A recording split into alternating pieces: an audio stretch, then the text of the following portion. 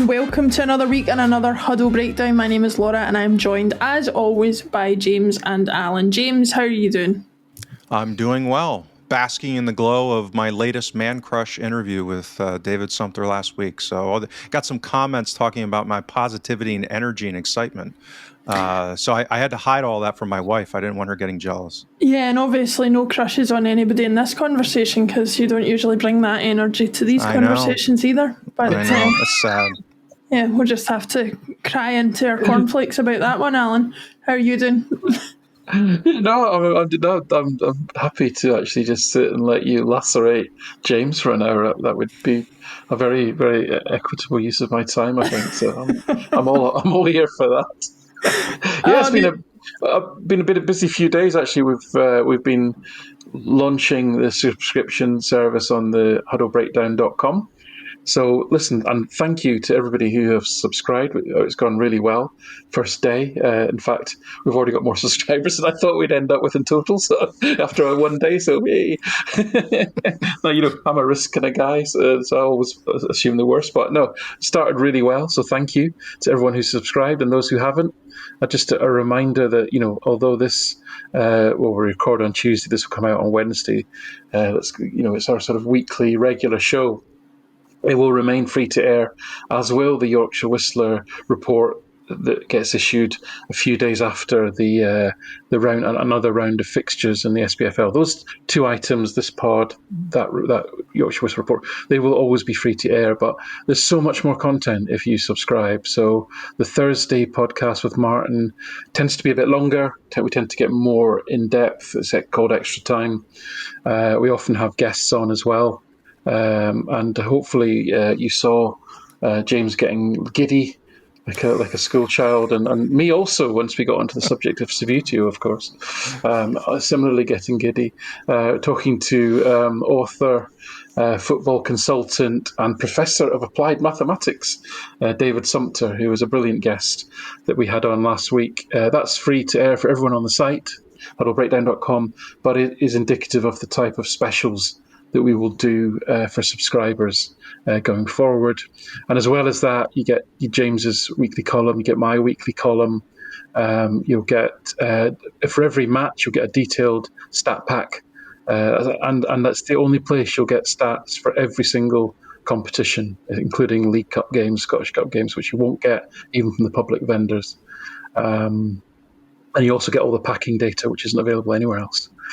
Transfer benchmarking, so targets and actual signings. James takes a deep dive using various data sources, including Scout, to benchmark any new potential or actual signings as well. And as I say, the specials are there, but also just the community aspect, just bringing together people that are interested in all this stuff and forming a bit of a community around it is perhaps the most important aim. So if you haven't subscribed already, this is still free. Glad you're enjoying it. Thank you for watching and listening. But there's so much more to get your teeth into. So please give us a chance, and hopefully we'll entertain you. Don't let anybody tell you Alan Morrison isn't a salesman. That was pretty good. That was pretty good.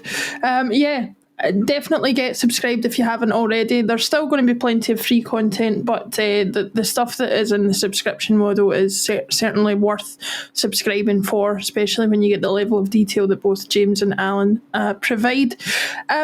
James, speaking of which, one of the articles that you've done just recently is on our captain Callum McGregor.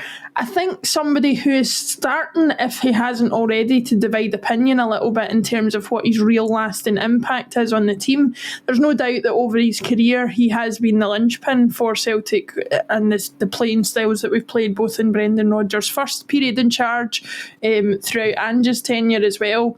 But as time goes on, Mother Nature wins the battle, as everybody knows, and there are some starting to suggest whether he's got an awful lot of football in his legs at this point. What did you find, having a little bit more of a deep dive on Callum McGregor, that might surprise people, or was there anything that would surprise people? Well, Alan and I got into the meat and the bones of that last week a little bit, and so that caused me to want to dive in more closely on specifically his shooting. because the issue this season is that I think he's joint top goal scorer. Is that an accurate statement, Alan? Yes, in the league, Yep. in the league, the whole league, in the league. And the way I framed this in my article was contrasting him with Steph Curry, who, for those of you, it's that time, Laura. It's that time for a cross-sport analogy. So I'm ready. Steph Curry is probably the greatest distance shooter in the history of the NBA. And he's a magician with the ball. Like, he's just a fabulous ball handler. And he's revolutionized the way that people want to play basketball, not only do play basketball, want to play basketball. And I know this because my 17-year-old son, as a celebratory way, in his senior year in high school, came to me and said, "Dad, will you coach this rec basketball team?" He hasn't played in several years, isn't a particularly good basketball player. He would admit that. I'm not talking out of turn. And he had 4 friends at lunch, and these knuckleheads wanted to play rec basketball their last season together. I said, "Sure, I'll coach it." And I go to these practices, and all these kids are trying these step backs from 30 feet and chucking it. They're horrible at it, but they want to be Steph Curry, right? They want to shoot from 30 feet and chuck it. And so I contrast McGregor in a sense with Steph Curry. The problem is you don't get more than 1 goal if you make a shot from 25 or 30 yards. That's the problem. And so I dove into that in some great detail as far as what his shot selection's been. He only has 2 shots from inside the box so far this season that I could see, which that speaks to some of what we talked about last week as far as his positioning having been different. He's not getting forward as much. I'm actually supportive of all of that. Like, I think he's being utilized in a smart way. I think he's performing very well. I don't think his goose is cooked, as some people are starting to talk about. Yes, he is slowing. That's normal age-based decline. But I think all of this is positive. The one negative, and I even talk about it in the piece, is that he's over his career. There's a significant amount of evidence that he might even be a good ball striker and finisher from distance, meaning that his kind of post-shot XG versus XG from distance has been pretty good. His goal scoring rate has been good from distance. Some of that's been bad keeper play. But the problem is that these things are never sustainable. He's scored 5 goals on less than 1 in XG in aggregate on these shots that he's taken from distance. And the last time we kind of had this similar type of burst of scoring was Ryan, that I could remember and identify, was Ryan Christie early in the 1920 season. And Mr. Christie scored 4 goals, including a hat trick against St. Johnston, all from like way out. And he subsequently got a reputation for being a guy that liked to launch. And I don't think he scored another goal like that the rest of the season. Obviously, an abbreviated season. So I dove into that if you want to check that piece out. But that caused me to dive even more into what's going on at the team. And is there something changing relative to chance creation and kind of the distribution of shots? And so I pulled that up, and the answer is on the margin, yes. But what really has changed is that we've had a purple patch from long distance, not just distance. So I broke it up and I looked at shots from different distances. So, people will say, "Oh, outside the box," or what. I broke it up even further. I'm like 25, 26, 27 yard type of shots. And our number of shots from that distance are up. The quality of those shots has been kind of similar to what they've been historically as far as XG, but the post-shot XG has been elevated and keepers have been bad on them on top of that. So what that means is that, I'll give you an example, 19% of our goals so far have been scored from 25 yards or out. And these are league games. And I tend to use league games because it's apples to apples, season over season, from a quality of opposition and that type of thing. When you get into Europe, that gets a lot more complicated as far as season over season quality. Last season, for the whole season, only 7% of goals were scored from outside of, from 25 yards or out. And season prior to that, I'm lazy. I just did the last 2 seasons. If I was going to do an article on this, which I might, I'll probably build this out to be longer term, was about 8%. So we're at well over double kind of the sustainable rate of scoring from that distance. And McGregor's, got, I think 3 of those are his from kind of 25 yards, and so that's part of it. The other thing is relative to the post shot XG. So yes, I mean, part of that is because the shooting has been good, but it's not likely. Even if I wrote a piece about Shanklin on this last season. Even if you're an above average finisher, if you're finishing at an insane level, Steph Curry even goes through hot streaks where he makes 50% of his 3-pointers from 30 feet. That he's not going to keep that up. Like, he'll go back to 40%, which is still world class, but it's still not, it's not 50%. So my concern is that just from a variance perspective, McGregor is symptomatic of a broader thing that's going on, which is on a relative basis, the team's shooting more from distance.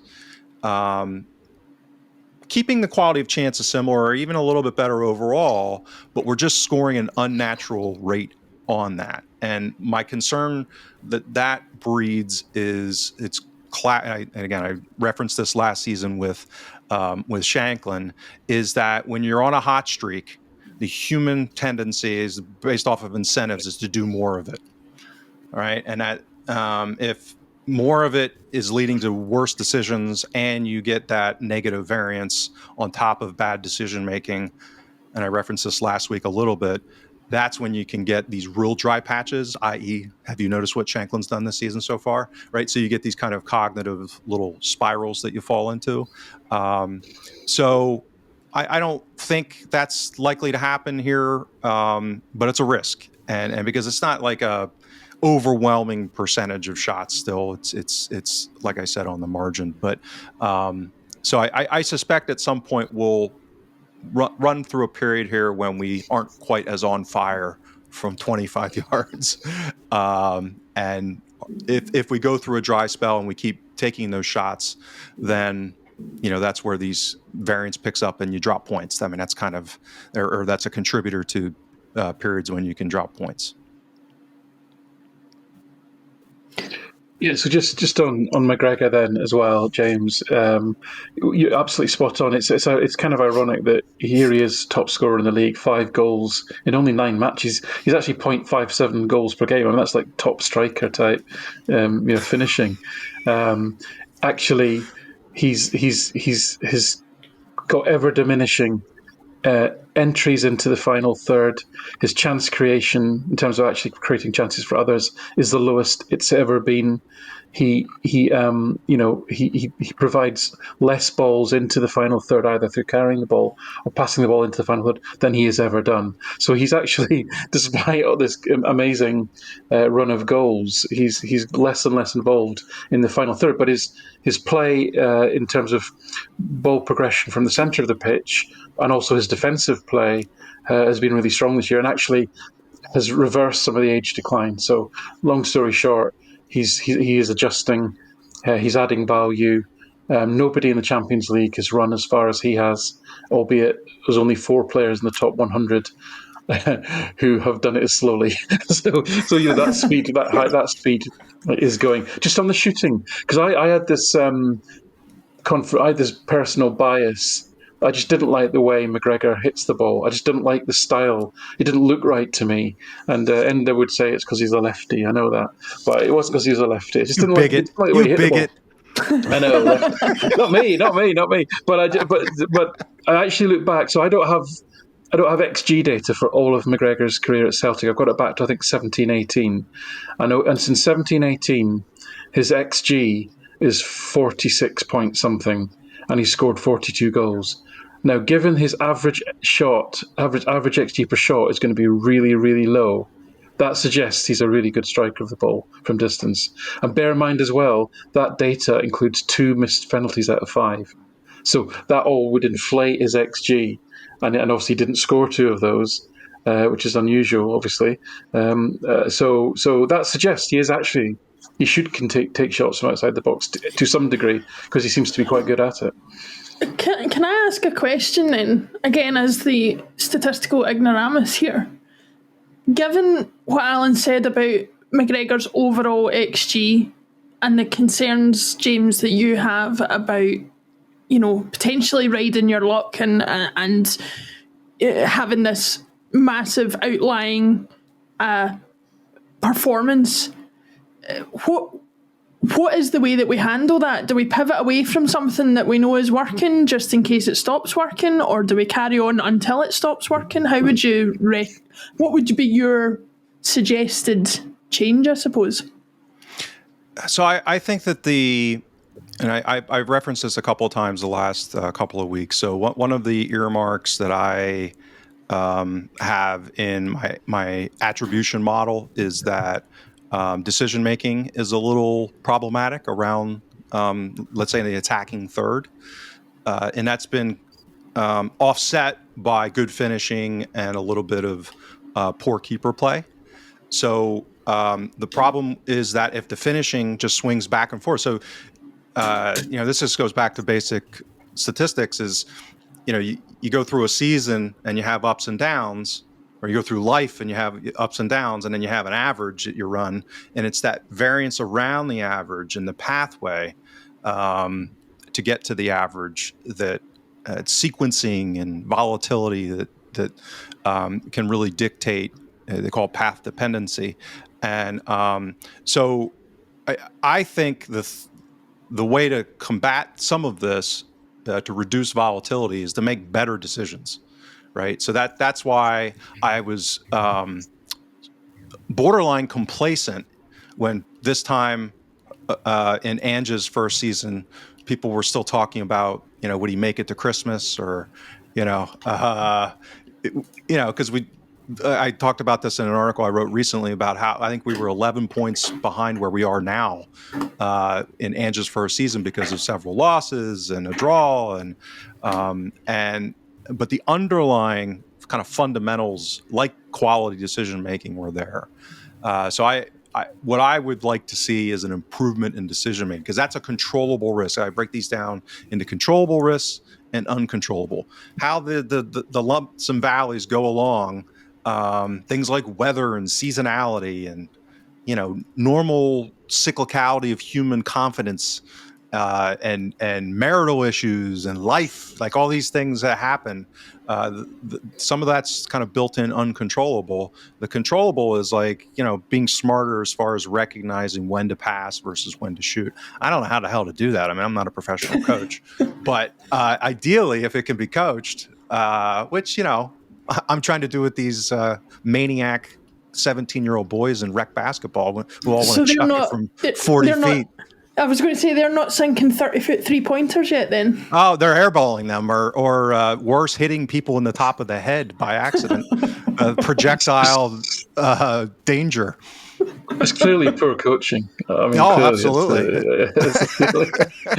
So listen, I'm slightly less worried about this when we're talking about McGregor, accepting that he scored 5 goals off of 0.1 xG, right? Accepting that. And the reason I say this is a third of he's had 19 shots at goal this season, right? And he's not going to score 5 from 19, right, as we go forward with a low, accept that, right? But a third of those shots have come from corner scenarios. And you might throw your hands up and say, well, exactly, because, the XG goes down even more when you take a shot following a corner because of the number of bodies in the way. But just hear me out. So the reason that I think, one of the reasons is that he's had a third of his shots from corners is, what I've noticed is there is definitely a play from Celtic at corners to get Kuhn, Engels and McGregor into the corner, and then they work stuff. And it can go one of many ways. It could be a shot, but equally it could be an underlap, it could be an overlap, it could be a through ball. There's a flexibility to how they respond to a short corner to create danger. And I've seen Celtic create a lot of good chances from those corner situations. And if one of the outcomes is a shot from McGregor, then so be it. As long as that, it comes back to, as James says, the decision making. If McGregor thinks the shot is on, and it is on, that's a good decision. Fine. And he scored 1 goal out of his 5 from that type of scenario. So I think part of the package has been that that deliberate set piece manipulation of teams and actually by design. And I'm okay with that because it's only one, because the shot from distance is only one of many options. And if they make the right decision as to whether Kuhn goes on the outside or on the inside, or Engels, goes along the byline and somebody finds him with a through ball, all these things, as long as they're making the right decision, I'll accept them taking a shot now and again.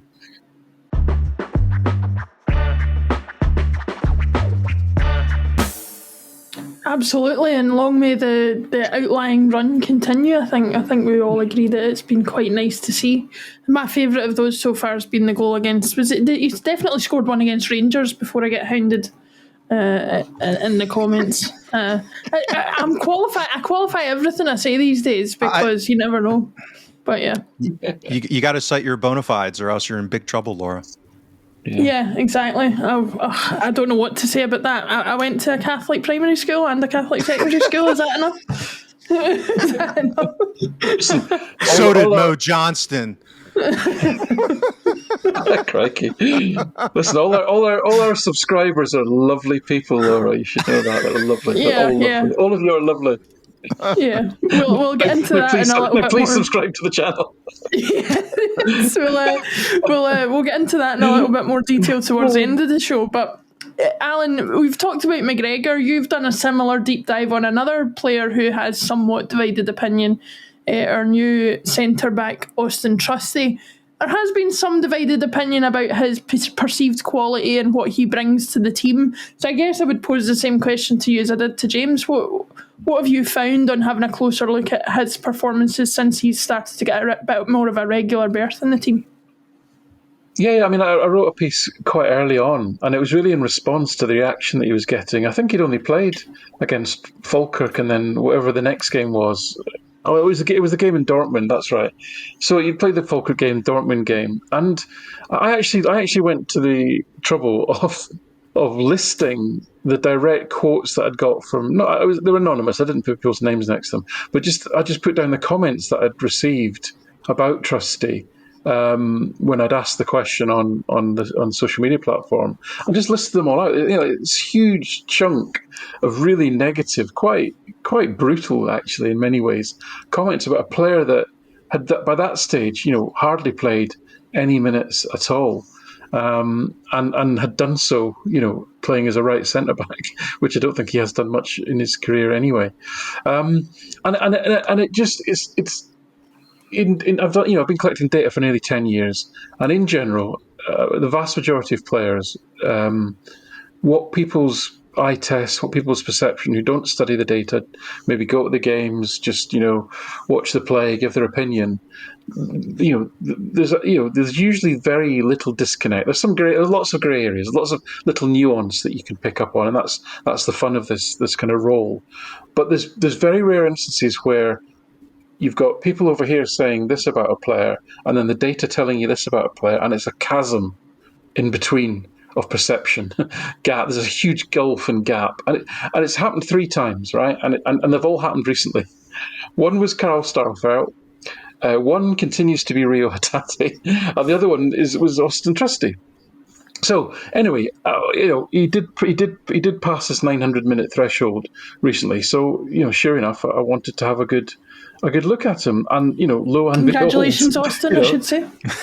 Yeah, he's doing rather well. So just very quickly then jog through the various kind of views that I build on this, right? So there's something that strips back the performance just to the defensive actions, right? So it's not looking at passing, it's not looking at any pass, any sort of line breaking passing or goal threat in the other area. All of that. It's just simply how well they defend the ball, essentially. And at the moment, his performances are up there, equivalent to Carter Vickers last season, and probably eclipse scales from last season. When we were all pretty pleased with him. He's kind of in the same. He's probably exceeded in terms of his success rate. He's exceeded like the likes of Chris Jullien and Carter Vickers in his first couple of seasons. Where he's slightly lagging behind those players is in he doesn't quite win the possession back as often as they do, which is quite an interesting little sort of IQ indicator. Committing to a challenge without knowing that you're definitely going to win the ball back, I think is quite a handy on the IQ indicator. But generally speaking, he's in the top right quadrant of centre-backs in terms of defensive actions, which is a good place to be. And then you look at let's take it back to the packing scores in terms of passing and his ball progression. And this is where especially for centre-backs more than any other position, the style of play implemented by the manager has a massive attribution in terms of why are they playing like this. Because if you look at all the centre-backs from Ange through to Rodgers second time round, they're all at the top of the list when it comes to pack passing. And all the ones Rodgers the first time and Lennon are all at the bottom of the list. So there's definitely a stylistic thing going on there in terms of the expectations of the players. But nevertheless, they've still got to do it, right? And, Scales has actually been a standout in terms of delivering forward passing. Now, we know that we've had issues with him in terms of the speed at which he does it. But in terms of actually executing sheer volume of passing that breaks lines, then he's actually been excellent. And Trusty is settled in second place amongst the most recent centre halves. Similarly with ball progression in terms of the volume of pack passes and the number of times they carry the ball forward. Now, he's not much of a ball carrier, Trusty. He's not really shown that in his game yet. Scales actually carries the ball forward more than his Starfelt carried the ball forward more than Trusty does. And even a sort of slightly injury hampered Carter Vickers is carrying the ball forward more than Trusty. But in terms of his pack passing volume, that's right up there as the highest we've seen from centre backs. So that's all good. So that's ball progression, that's defensive actions. They're the two main areas in terms of what we ask centre backs to do. If I just kind of give you an indicator of some of the stats, the Huddle stats bomb data, as it's now called, just want to pick up on the on ball volume. So if you look at their view of it in terms of defensive actions and passing, so they did dilute it down to two sort of on ball value metrics. If you plot Trusty against all the centre backs back to 18-19, he's right there in that top right hand quadrant in terms of that view. So long story short, right, it's a really good start. But I think the thing that makes it, I think, more encouraging is just if you place what he's done into context, right? So he's had to play in Celtic's three most difficult Champions League games, and he only played 5 minutes against Slovan Bratislava. Seven of his 11 full matches have been away from home, including a League Cup semi-final. He's had to play 776 out of 995 minutes have been as a right-sided centre-back, which I don't see much evidence of in his career at all. So you add those things to the context, and obviously the whole, he's just a new player as well. He's 26 now, so he's the same age as Scales, so he's got a bit of experience behind him. But if you add in that context, I think that makes it a reasonably impressive, actually, start to a Celtic career. So I'm hoping to hear back from all those that gave these coruscating opinions about Trusty after 20 minutes to see what they think now. Yeah, James, I think we had all done a little bit of digging when Trusty signed, and none of us were particularly looking forward to what was potentially coming. I think there's been a slightly oversimplistic view that he's good when he's under the cosh, so to speak, as any defender with his level of experience would be, but that he's not a ball carrier. But Alan's data suggests otherwise. What's been your impression of him as he's had a little bit more time in the team, being a compatriot of yours, of course? Of course. And unfortunately, I don't think he got any minutes over the weekend in playing the useless whatever tournament they're playing, Nations League or whatever, in CONCACAF, which is whatever debacle that is. But I think Alan's point on him filling a role out of necessity and kind of sucking it up and getting on with it, I think is the most positive thing because he was put in a tough spot. And I think to Alan's point, he's really done himself justice and well in a tough situation. I think that it'll be interesting to see as his involvement in attacking play continues to escalate on the left. Right, so we need to see him be more of what he is intended to be. I hope he wasn't signed to be a right-sided center back, and that was out of necessity, right? One never knows these days, but I doubt that was the case. So I think him having a run with Carter Vickers and kind of the settled side that we have right now. So it's almost like he deserves a fresh 900 minutes in a way, I think, in that regard. But I was okay with the signing when it happened. My criticism was that I didn't think he was a clear and obvious material upgrade on Scales. And I think he's done very well given the context, but I still kind of feel that way, meaning that I think he might be a little bit better than Scales in certain ways. Other ways, probably it's close. So I think he might be a marginal upgrade on Scales. The question is, is that what we wanted? Is that we should be spending $6 million on? Those are all kind of strategic issues.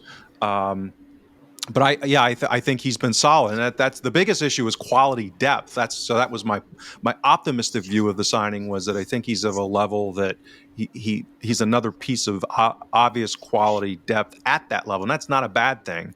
It's just ideally we would get maybe that next step up on a European stage. So he accounted for himself when we were bunkered against Atalanta. Like that was him and Scales was like old school defend the box stuff. That's great. That's like, English championship defending type of game that he was enjoying. So I think, as we talk about as we head into next week, later this week and then next week with the Club Bruges type of game, how does he handle that level in transition? And we weren't critical with him at Dortmund. If anything, we kind of absolved him on a relative basis when we analyzed that game. But I think the Bruges game is going to be one where we're going to get counterattacked. They're likely to play a little bit more defensive, and then it's going to be okay. Well, how do him and Carter Vickers handle that situation? Because we haven't really faced that yet. A little bit against Leipzig, not a ton, and so that'll be another kind of test as he plays in his meant for position in a role that's probably going to stress test him a little bit different than what he's faced so far. So yeah, overall good depth. Great to have someone who's of that quality, so that we have three guys that are performing at that level instead of two, and not having everyone hurt like we did for a period last season certainly helps. So positive overall.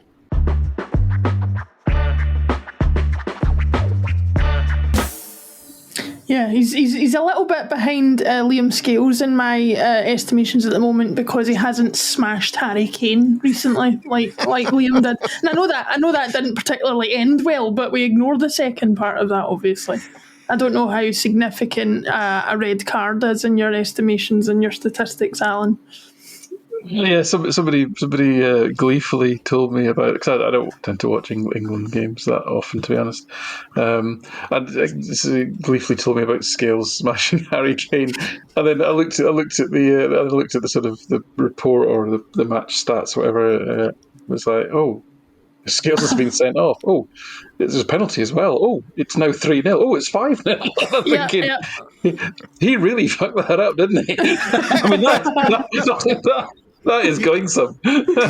he really did not like the news of a Harry Kane trophy or a statue. Is that what it was? They made a statue of Harry Kane somewhere. I saw that on social media. Yeah, Harry Kane and trophy don't go in the same sentence. I know. That was a Pavlovian mistake, or a major mistake there. But I don't think Liam appreciated the glory that Mr. Kane was getting and had to have a say about that. Kane should sign for the Rangers, because aren't they still the most successful club in the world? I mean, he's bound to win a trophy there, isn't he? I think they'll probably get liquidated before he gets another trophy, buys another trophy. There you go, another Freudian slip for you. Whoa. Allegedly. Let's just cover our bases. There we go. Speaking of, big changes in algorithms and in the establishment, shall we say, there has been a mass migration recently, not only of Celtic supporters, but of people at large from the formerly more popular platform for football discourse, X, over to, which was, of course, formerly Twitter, over to BlueSky. Alan, you're on there. I've just followed you. I'm following James, but he's not following me yet, which I'm a bit disappointed about. But we'll leave that be. Alan, I'll come to you first. We obviously got to know each other a little bit through Twitter and through our time on Axom together. And I have a little bit of skin in this game as somebody who really got my start in football writing and in podcasting through Twitter and what it could be. What is your personal experience of what the platform used to be, why you enjoyed it, and what's changed about it over the years? Yeah, sure. So I think it's probably around 2017 when I set up Celtic by Numbers account and started my own website, Celtic by Numbers. And so did the two things. I'd spent 2 years building a database from the start of Ronnie Dyler's time. So I had some data behind me, and then I felt confident enough to maybe do something. And in that time, what I wanted to do really was to curate a followership in terms of my own following of people that were writing about football. People were interested in football analysis, mainly because I just wanted to learn and I wanted to understand, the industry, not from any desire to be part of the industry, more just from a writing perspective and a what's new perspective and what's the art of the possible and what else could I be doing and who's doing cool stuff and what other data do the providers provide and who's built really nice vizzes and all that sort of stuff, as well as good Celtic sites and all that as well. But that's really what my interest was, and so I had this really nicely curated set of people that I followed. My timeline was full of interesting articles about football analysis and deep dives into, throw-ins at West Ham and all this dull stuff that I love. all that kind of thing. Right? XG models in the Indian Premier League and anything. I consume all that stuff, right? And of course, we all know what's happened to Twitter and then X, and change of ownership, and it's just become a very difficult place to actually have any fun and have any enjoyment at all. Everybody's going to have their own reasons why, for them, X or Twitter's become less usable, less of a good place to be. And for, as I say, for years, it was my primary source, my primary social media platform, both for sharing things, for interacting with people, for having a good laugh with Celtic fans, for learning about things. It was my primary go-to site. So it's very sad, really, to see it regress. And now there's millions of things that have gone wrong with it, and millions of things that are now bad about it. The thing that my sort of tipping point, and the thing that did it for me personally, is the throttling of any posts that have got links in them, right? Because for me, the whole point of it was I find a good article about taking throw-ins at West Ham, and I want to share it to my followers and if possible, maybe add a bit of Celtic context to it, and hopefully one or two people might come back and say, "Oh, that was really interesting. Thanks for sharing." Here's a question about Celtic, and just to generate a bit of thinking. And similarly, obviously I write stuff. I want people to read it. It gives me a bit of a buzz if people can read it and give me a bit of feedback and interact with it, even good or bad, as long as it's in good faith.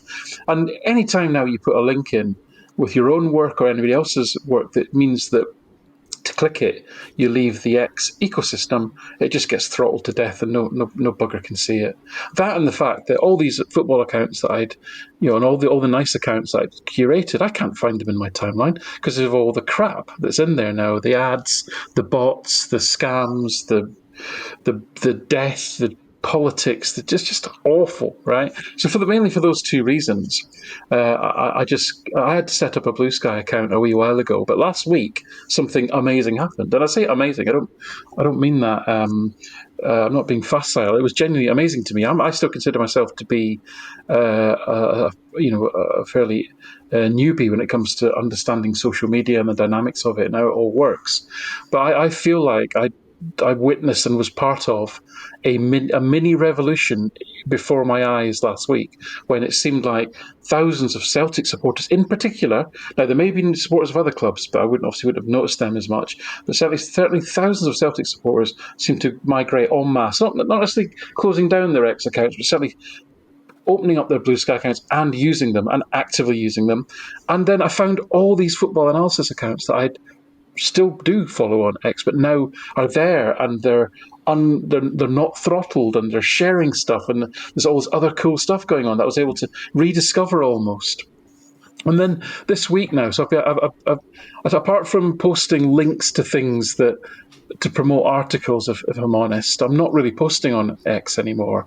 I'm posting my own sort of quirky stuff on BlueSky, and I'm getting more interaction and more good faith interaction from 3,500 followers on BlueSky than I'm getting from the rapidly diminishing 15,000 followers on X. So, I don't know who owns BlueSky. I did look into it. I did read about it. It seems quite kind of opaque almost, but it does seem to be unlikely that it's going to be turned into the sort of type of ecosystem that X has turned into. So I'm not a salesperson, despite what I was saying earlier. But all I can tell you is my own story, right? And I found it to be a pleasant experience.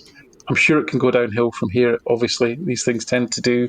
Anywhere where lots of human beings interact tends to sound a bit sour eventually. But at the moment, it's a kind of happy place. There's lots of good Celtic fans. Everybody's kind of being quite positive. There's loads of great content. I can read article. I found an article on Liverpool's throw-ins today, so I've got that on my list. The only slight downside is they don't have bookmarks. That's one functionality that's not there.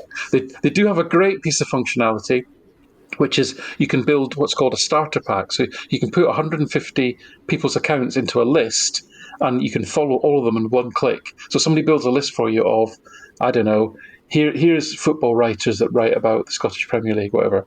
150, you could literally follow that. That's immediately 150 players. So if you want to follow loads of Celtic fans, for example, loads of people have built these lists full of Celtic fans. So just go through and you can follow 150 people at a time, and hopefully they'll follow you back. So all in all, I'm finding it a really positive experience, and it's something that hopefully a Huddle Breakdown account, I think we're going to set one up on there as well and join that party. So we'll see how it goes. But I think they reached 20 million users today. I know X has probably got 150 million, so there's a way to go. But there's definitely a material shift in people's behaviour, and especially around Celtic fans. And the last thing I'll say is there's at least 4 Bundesliga clubs, official club accounts, that have closed down their Twitter accounts and have moved to BlueSky. So this is getting real, kids. It's getting real. Yeah, I think that was the big thing for me, that thought this is a slightly different deal than the Mastodon or Threads and things that have come before. This seems a little bit more legitimate and something to take seriously. To give my perspective on it, I built up a previous following of over 3,000 followers on my original account. On my current account, I've got over 1,500 followers. And I got into this whole space through writing articles, deep dive articles, long read articles on the kind of sort of left field, off the beaten track aspects of certain football culture. So I wrote for a website called The Gentleman Ultra, which looked at Italian football. I wrote for The Football Pink to give an idea of the type of articles I wrote there. I wrote about the only Scottish player who's ever played for Real Madrid, and have been doing that since 2015. And like you say, Alan, when you used to share article links, I did this for my own website, I did this for the websites that I was on, you had a following of people engaged enough to read what you wrote, and you almost could see the spike of when you posted something to Twitter at that time of when people would read things. And even some of the articles that I wrote on the Gentleman Ultra and on my own site, I wrote one about Paul Ince, which he went on to read himself. I wrote one about Chris Sutton on my own site that he shared, one about Gary Lineker. which got to Gary himself, and I got a bit of feedback from that. So you're not talking insignificant exposure here. You're talking exposure to mass audiences of people and getting hundreds of thousands of hits on links in a couple of months in some cases. And like you say, that just got throttled. And the biggest example of that for me is, we joke about it, but really the only tweets of mine that go in any way viral, for whatever viral means for somebody of my size of following, is things that people take negatively, things that people want to abuse you for, or things like that. There is never, I can't remember. In fact, I'll tell you, the last thing I posted that was received any positive feedback was during lockdown, and it was just a thread of players of other clubs wearing the Celtic shirt, either people who had done it in publicity shots or people who had done it after swapping shirts at the end of games, and that got quite a lot of traction and people sharing pictures and things. But that was the last positive thing of mine that got any kind of traction, and that's 4 years ago. And so I just got to a point where I was sort of like, I don't even know what I'm doing on here anymore. It's very much like guys like yourselves and some of the other people I've interacted with, independent football writers who, okay, I'm not so much into the stats side of things, but I would read equally weird articles shared by independent football writers about, some guy that's managed a national team on every continent in the world or something like that, and thoroughly enjoy sharing it and things like that, and then find a podcast where they interviewed that very guy and that kind of thing. So, but all of that just went away. It just went away, and all you're left with, like you say, is political arguments and graphic videos of all sorts of natures and things that you just have no interest in. And some people talk about echo chambers being a bad thing. If all you want to look at is throw-in articles or articles about obscure football nations, then you should be allowed to live in that bubble, I think. James, what's your thoughts on it? You obviously have been on it probably as long, if not longer, than myself and Alan. I think my origin date is like 2012 on Twitter. I refuse to capitulate, have always refused to capitulate. It is not X to me. It will always be Twitter. What a dumb name. And yeah, I think it was, so I came to this realization about 16 months ago. I was in a passion project I was doing, completely unconnected to Celtic or anything, and realized at that point in summer of 23 that what had gone on with the algorithm, and that they were throttling and pretending to be free speech platform, which, if you're getting throttled to the point where no one sees what you're saying other than like three people, I guess technically you could say it's not being censored, but functionally it's the same thing. And that, I go back to, I'm very cynical these days. In my old age, is my heuristic for the way that politics is running these days is basically competing crime families.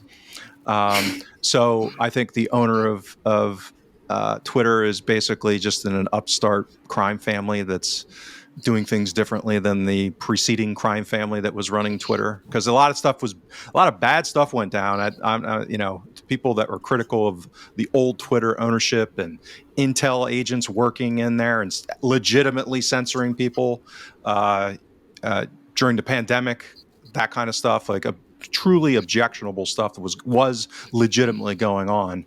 But the upstart crime family uses that legitimate criticism and issues to then weaponize it and turn it into this hellscape that it currently is. So I say bye-bye.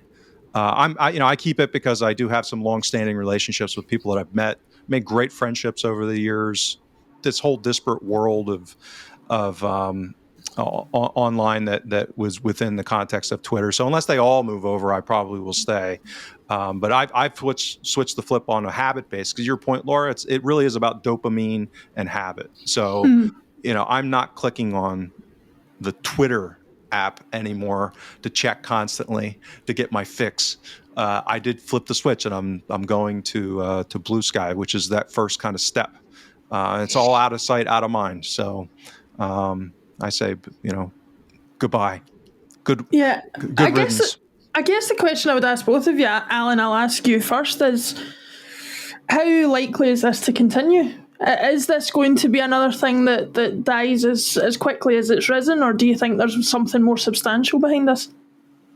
I don't know. I can't, as I say, I can't. I don't. I'm pretty ignorant about the business model. I don't know at what point they start getting stressed as far as capacity, even just simple technical issues around, server capacity, performance, number of users, number of videos that they can run, people can run, and GIFs and all that sort of stuff.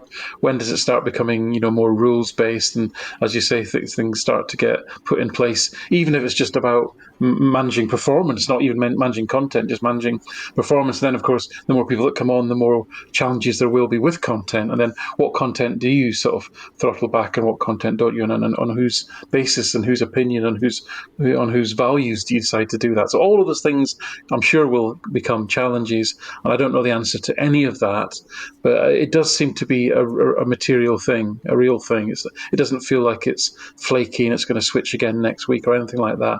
This does seem to be a genuine switchover, and there is sufficient people now on there, and there's sufficient attraction, I believe, certainly for the stuff I'm interested in. So Celtic football analysis, if you want to classify it in that way, and media people, so writers and authors and thought leaders in this space that we're talking about. There seems to be, for me, sufficient traction to keep me occupied in terms of, and keep me interested, and not to, and I haven't actually gone through my Twitter timeline for at least a week now. So for whatever you might think that means, I believe there is certainly in the short term, there is definitely traction to it, but I can't, for all the reasons I've just said, I can't foresee the future in that sense.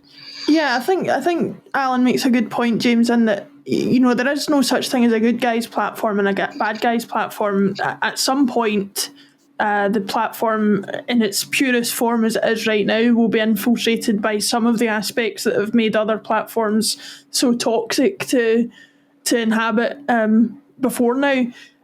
I guess my question to you was, or I guess what Alan's trying to say there, and what I agree with, is as long as there's stuff there to engage you, then that's really all you're interested in, and the only reason you would ever use these things. Is there enough there to engage you that you'll continue to use it for now?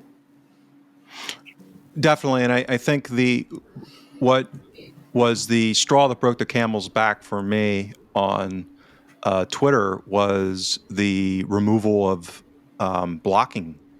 That people that you blocked were able to see what you were posting then in various ways, which, I mean, to me was just, because, to your point, Laurie, and some of this isn't necessarily bad people. Like, you go through life, like, you have these human interactions, and sometimes you just don't get along with somebody. I mean, it's not that they're a bad person. Sometimes there's just personality conflict or behavioral issues, whatever, legacies of trauma triggered.